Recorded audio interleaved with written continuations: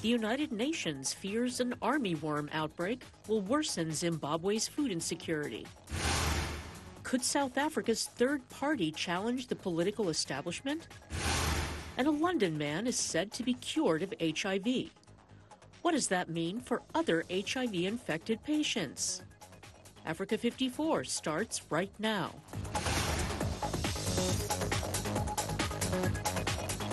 Good evening and welcome. I'm Vincent McCorry. This is Africa 54. We'll have those stories in a moment, but we'll begin tonight with a very disturbing story about sex trafficking during the 2018 Russia World Cup. Nigerian women who were forced to become sex workers during the world's premier football event are now speaking out about their enslavement. Blessing Obusom is one of those women. She thought traveling to the World Cup last June on a fan ID would be an opportunity to find a job. Instead, she found herself forced to work as a prostitute. Lauren Anthony reports. When I was back in Nigeria, in the hotel we were staying, a lot of girls, close to 23 girls, they were having their fine ID, and they were coming to Russia here, but with different madams. Police raids like this one on an apartment in Moscow freed women tricked into sex slavery during Russia's World Cup last year. All Nigerian, like Blessing Obuson, who travelled there on what was called a fan ID, basically a temporary visa for ticket holders during the games. The fan IDs didn't allow the right to work, but Obuson wanted to get a job as a store clerk and earn some extra money for her family. She'd left her 2-year-old daughter behind. Instead, she found herself locked in an apartment, forced into sex work with 11 other women. Police say one was killed by a man who refused to pay. During the period the girl died, my madam told us that it was not a client that killed her, that she ran away from her madam. That was how she found herself dead. So that really frightened us. That really made us not to leave the apartment. That really made us not to tell anyone our story. So these were the facts that really kept us back in the apartment. Reuters met 8 women with similar stories. Activist groups estimate 2,000 Nigerian women were brought in on fan IDs. Obuson's unlikely saviour was when she encountered a client that spoke English. She told him her story and he got anti-slavery activists involved, like Kenny Kahindo. When they entered Russia, the same process. They were taken to the different houses where they seized the documents, and they were forced to work as sex slaves. And most of them were threatened that if they reported the police, they would have a problem. Neither Russian police nor the Nigerian embassy in Moscow replied to Reuters' request for comment. Well, that was Reuters' Lauren Anthony reporting. The United Nations Food and Agriculture Organization fears an outbreak of fall armyworm in Zimbabwe will make the nation's food security crisis even worse. The World Body estimates about 5.3 million people in Zimbabwe need critical food and livelihood support. As Columbus Mavunga reports from Harare, the government says it will try to reduce the effects of the outbreak through early diagnosis and treatment. At the Malvern farm, just an hour drive northeast of Harare, the fall armyworm is devouring the corn crop. This is the 3rd year in a row the farmer has tried chemicals to control the problem. It's really, you can see our plants have been ravished by these worms. And we are using so many treatments, but it seems it's not working. Most of the crops, as you can see, have been damaged. Co-manager Peter Joseph Zingami estimates their corn harvest has been cut in half to 6 tons. The problem has caused food insecurity to jump by about 50% according to government officials.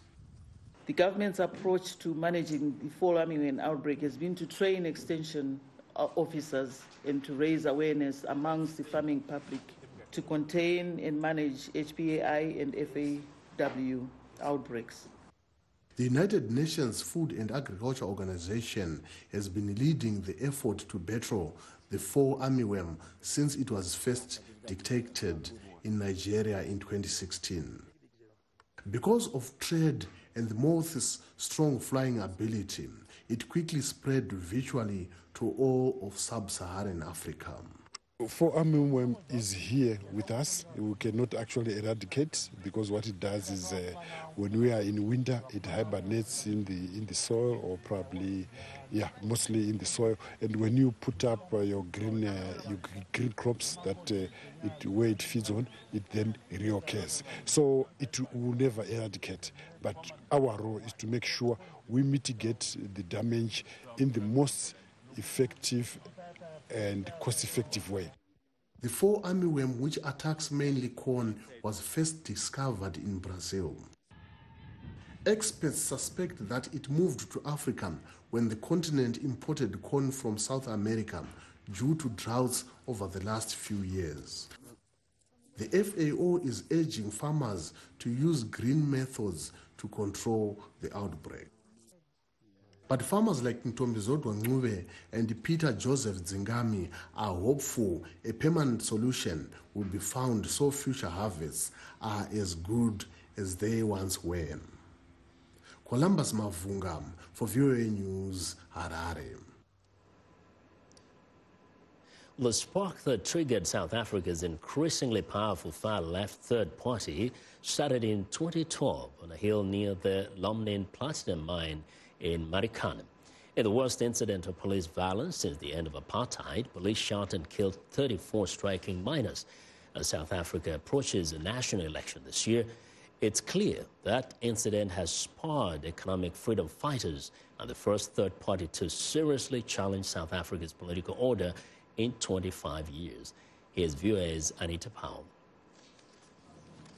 The mining town of Marikana is where South African police in 2012 shot dead 34 striking mine workers. Anger over their killings sparked a movement that is changing the country's politics. Wendy Pretorius supported the long-dominant African National Congress until the deadly strike. The time the killings happened, I was there and with the other women. So we were singing, waiting for the president of the country, Jacob Zuma. And Jacob Zuma, he never pitched. So it's where we started to say, you know what, it seems like we are not belong here at South Africa. Pretorius joined the left-wing Economic Freedom Fighters Party when it launched in Marikana in 2013 and was elected 3 years later as the party's ward councillor. In this province, the EFF edged out the nation's main opposition, the Democratic Alliance. Marikana resident Nomkholisi Mafalwana says South Africa's third party has brought positive change. EFF has made a good change. He's trying now. Because this place is not a place that you can see that there is a people who live here. It's a place that who live pigs, not people. Critics of the party point to leaders' fiery rhetoric, its early scuffles in parliament, and the lawmakers' resolve to wear bright red workmen's outfits. But in the past year, the EFF has encroached on the ANC's traditional base, South Africa's poor black majority, and it has won support for the controversial idea of land redistribution without compensation. University of Johannesburg EFF chairperson David Rapunga says they want to redress historic inequalities by taking back land seized by European settlers. When you have land, you are able to nationalize. Nationalize your banks, can nationalize your mines. All the resources and the profit that are going to come back to the people, that are going to benefit the people of South Africa, Africa, and other parts of the world at large. Rapunga says EFF supporters want what was promised to all South Africans when the apartheid regime fell in 1994, a stake in their nation's potential. Back in Marikana, Mafalwana agrees. We want jobs. We don't have jobs. We want roads here. We want houses. We want electricity. And water. And bit by bit, vote by vote, she says, the people will make those desires clear when they head to the polls on May 8th. Anita Powell, VOA News, Marikana, South Africa. Well, we want to know what you think about Africa 54 and the stories we covered. Join the conversation on Facebook. The address is Africa 54. We're also streaming our show live on Facebook, so check us out and share our show with your friends. Find me on Twitter at VOA Vince McCorry. Still ahead on Africa 54, is a cure for HIV possible? But first, a look at Thursday's headlines.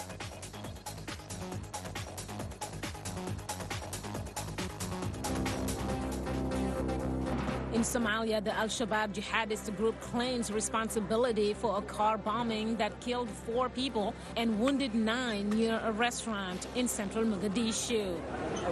In Algeria, lawyers and journalists protest in the capital against ailing President Abdelaziz Bouteflika's bid for a 5th term. In Kenya, Nairobi's international airport continues to experience setbacks following a strike by airline workers opposed to a proposed merger and potential job losses. Finally, in Nigeria, at least 8 of an estimated 2,000 Nigerian women who received fan identification passes during Russia's Soccer World Cup are claiming they were forced into sex slavery once they reached Moscow. That's all for today. Thanks for watching.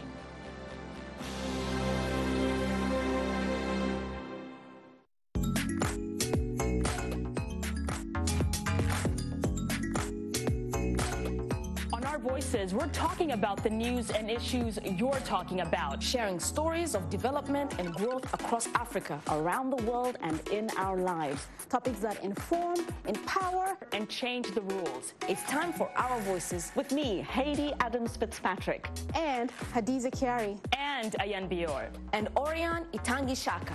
It's time for Our Voices.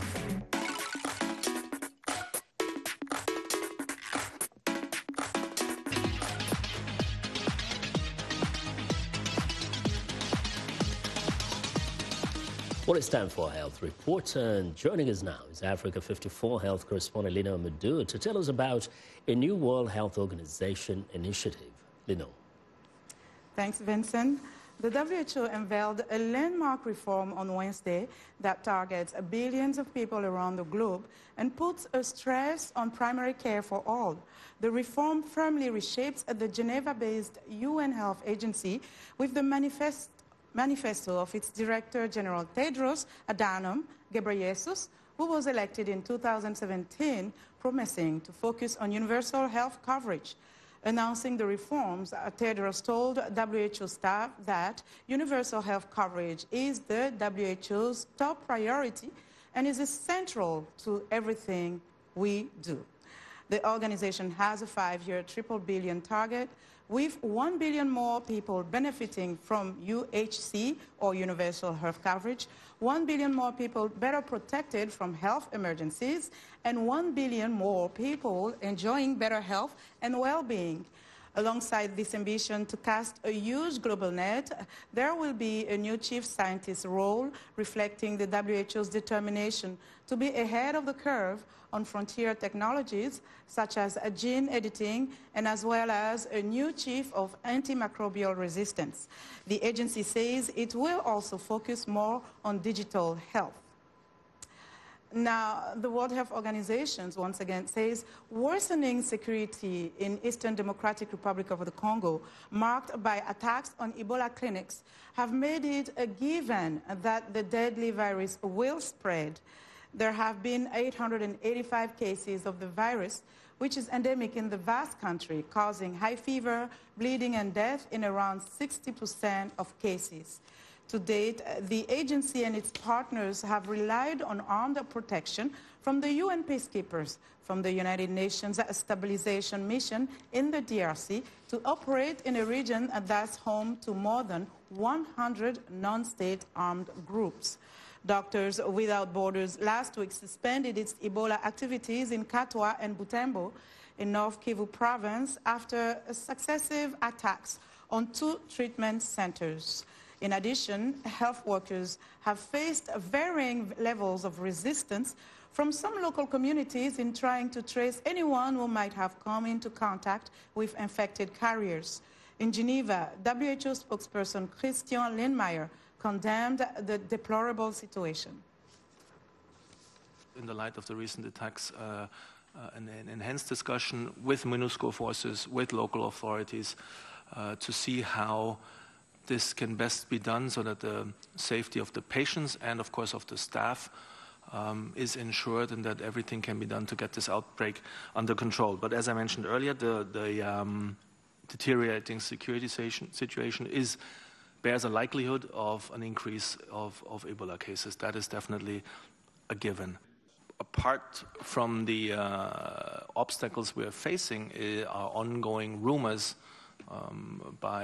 in the communities that the Ebola virus doesn't even exist. And of course, if such a rumor grips hold, that makes it easy for groups to not believe in what you see and what the patients are going through, and that hampers the operations. The WHO said in a statement, quote, "It is a priority of the response to ensure quality clinical care for the patients. Following the most recent Butembo attack, our patients have been transferred to a center in Katwa." Now, some good news. An HIV-positive man in Britain is the second known adult worldwide to be cleared of the AIDS virus. At a conference in Seattle, the UN agency leading the global effort to end AIDS says it is greatly encouraged by the news. VOA's Carol Pearson has the details. Scientists have been searching for a cure for HIV/AIDS for close to 40 years.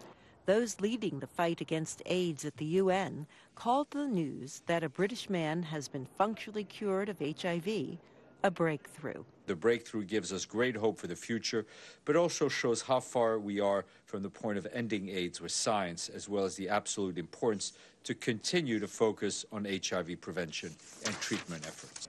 The London man is HIV-free after receiving a stem cell transplant from a donor with a rare genetic mutation, one that made him resistant to HIV. The patient is now off HIV treatment. We waited 16 months before stopping in the post-transplant period just to make sure that the cancer was in remission, the patient was well, and that the measures we had of the HIV reservoir in the body showed that there was very, very little virus there, if any at all. Gupta hesitates to call it a cure, but he says it's significant. This is the second patient to show no sign of the HIV virus after a similar stem cell transplant. The first was an American man treated in Berlin 12 years ago. If you transplant those cells into somebody who already has HIV, you may protect those new cells from infection. But stem cell treatment is not a practical cure for the 37 million people across the globe who have HIV. It's expensive, and finding a match with that genetic mutation is difficult. The procedure itself is painful and risky. Having a bone marrow transplantation is a very complicated process. It requires an entire new set of cells to be taken into the person who's having the treatment. And that, again, is a process where, whilst those cells are embedding, you're very at risk of getting infections and potentially dying. Both the London and Berlin patients had cancer and had no other choice but to take that risk. The second success has fueled optimism. We now have reason to believe that the Berlin patient was not a one-off case, meaning it is possible to nearly or maybe even completely eliminate HIV from the body of an infected person. Scientists will continue to search for other ways to cure HIV, but now they know it can be cured, or at least put into remission. Carol Pearson, VOA News, Washington. That's some hope there. Well, that's our health report for today. To stay in touch, find me on Twitter @Lenore. Vincent, back to you. Well, Lenore, thank you very much. And I'll be sure to watch Lenore Madu's health reports every Tuesday and Thursday right here on Africa 54.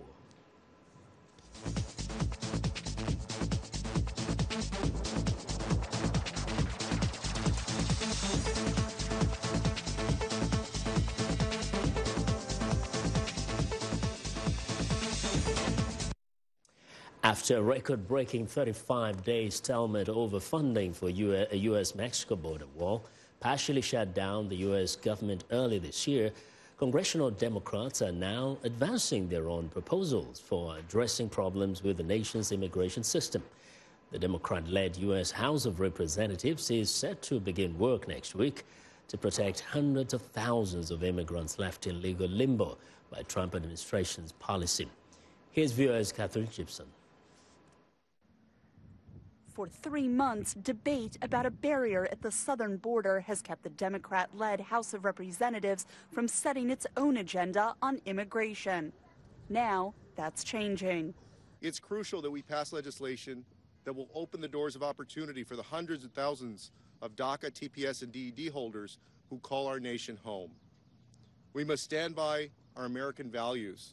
Hundreds of thousands of undocumented immigrants brought to the U.S. as children and refugees fleeing war and natural disasters. Groups once protected by programs the Trump administration has now halted or severely curtailed. This is not just about the trauma of the individuals who are protected. It's about trauma to our country. Why would we want a Rhodes Scholar to have to leave the U.S.? Why would we want a medical student who's going to provide medical care that we need to have to leave the U.S.? House Democrats are set to begin work next week on a bill that protects those immigrant groups. But their efforts are a waste of time without broader immigration reform, Republicans say. Any bill granting mass legalization and shunning real enforcement measures will be opposed by Republicans for the stunt that it is. The president's top Homeland Security official told lawmakers that granting citizenship to illegal immigrants brought to the U.S. as children will help perpetuate illegal immigration. So you don't think they're a security threat, you don't think they're an economic threat, but you wouldn't support any kind of pathway to citizenship. I won't support things that will continue the crisis that we have at the border by serving as a pull factor alone. No, ma'am. The U.S. Customs and Border Protection's family detention policy, overseen by Nielsen, is also a top concern for Democrats. Are we putting children in cages as of today? Children are processed at the border facility stations that you've been at. Some of and I've seen the cages. I just want you to admit that the cages exist. Sir, they're not cages. What are they? Areas of the border facility that are carved out for the safety and protection of those who remain there while they're being processed. Children detained at the border deserve proper medical care and legal representation, Senate Democrats said, while introducing a series of bills addressing the condition of those younger migrants. A system that was set up to deal with single men coming from Mexico is not capable of dealing with the children, but that means that we need to address the situation. But any such legislation is unlikely to pass the Republican-held Senate, while efforts in the House to protect immigrants brought as children and refugees could draw some bipartisan support on a pathway to permanent residency. Catherine Gibson, VOA News, Capitol Hill. In January, a vicious hammer attack at a Brooklyn, New York restaurant left 3 Asian immigrant workers dead. While still shaken and trying to heal, the attack united the community. With all the markings of a hate crime, immigrants of color in New York and elsewhere are now reckoning with a grim new reality. Targeted attacks are on the rise in America. Viewers from Montana has more. At the location with a hammer. After a man killed 3 workers with a hammer at a Chinese restaurant in New York, Manuel, an undocumented Mexican working in the kitchen, feared he would be next. I just thought to myself, this is how it all ends. But the suspect, a white Estonian immigrant, spared his life. He looks at me and says, no problem, China, China. He told me, no problem, China. All 3 of Arthur Martinovich's victims were Asian men. Friends and family of the suspect say he has a history of mental illness. But he now faces a life sentence in prison without parole, including hate crime charges for targeting his victims based on race. The Southern Poverty Law Center says available data on hate crimes is unreliable, but the group paints a grim reality for people of color. The number of active hate groups in the U.S. has risen to an all-time high, driven in part by fear of the country's changing demographics. We're going to be an extremely diverse democracy. And to have these people riled up at that coming majority is extremely problematic, because what do you do when you feel like you can't keep the majority anymore? That's when people turn to violence. Hispanics are nearly twice as prone to violent hate crimes as non-Hispanic whites, according to the U.S. Bureau of Justice. While vastly underreported, FBI reported hate crimes were up for the 3rd consecutive year in 2017. Roughly 60% of victims were targeted due to race, ethnicity, or ancestry bias.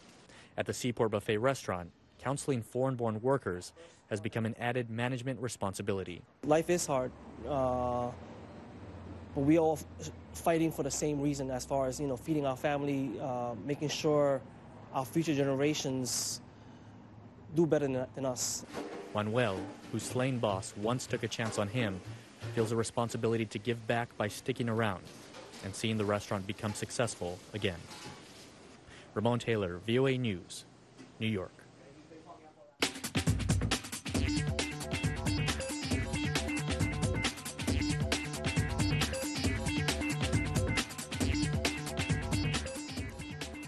Welcome back to Africa 54, and here's what's trending.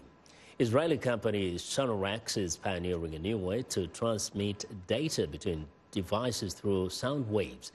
The protocol transforms data into ultrasonic frequencies above the range of human ears. This can be sent and received by any electronic device with a microphone or speaker. In places where GPS cannot function, like at a concert or a hospital, Sonorax can create a 3D map by picking up sound waves propagating through the structure. Now, it can also transfer data ultrasonically on encrypted channels for secure pairing for mobile and contactless payments. Well, next up, a British model and activist Adwoa Aboah got her own Barbie doll ahead of International Women's Day this Friday. The Really Happy Girls Talk founder, whose father is Ghanaian, was introduced to her unique hero or role model, Barbie, at Mattel in Los Angeles. The doll is wearing the outfit Aboah wore on accepting the British Fashion Council Model of the Year 2017 award in honor of her global impact in modeling and activism. The Adwoa Aboah doll also has another outfit, a casual look of a Girls Talk t-shirt and leopard print skirt. Girls Talk is an online community for young women to discuss issues such as mental health. That's according to the official website. Well, and finally, Indian fighter pilot Abhinandan Veerathamanan, who was recently released by Pakistan, has become a national figure, even sparking a trend in facial hair fashion. His distinctive handlebar mustache has become so popular that many Indian men want to sport one just like it. Handlebar-style mustaches are now uncommon in India, where they were once identified with flamboyant Bollywood villains, imperious military and police officers. But the reputation of the handlebar mustache appears to have been rescued over the past few days, as they became synonymous with courage and patriotism. And that's what's trending today. And that's our show. Thanks a lot for watching. Have a good night.